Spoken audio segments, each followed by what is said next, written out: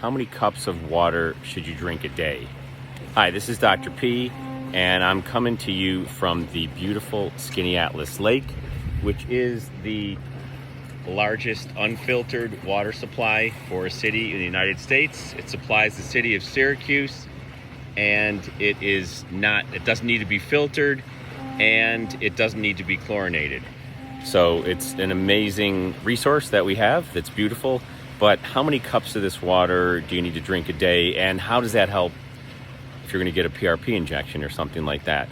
So most people say it's probably a half ounce to an ounce of water per pound that you weigh.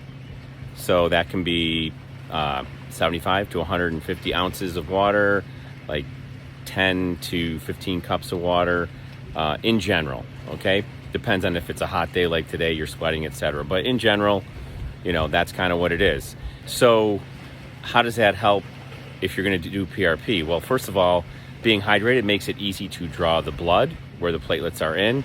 That's easy. Also, being hydrated helps flush out toxins, decrease inflammation, helps your cells function better, and also helps the PRP kind of get to the area where you need it. Although that's really not as big a thing because we're injecting it right into the exact spot where it's needed. But those are just kind of some of the reasons that water is so important. We all know how important water is, and I'm coming to you from one of the cleanest water sources in the entire world and the United States.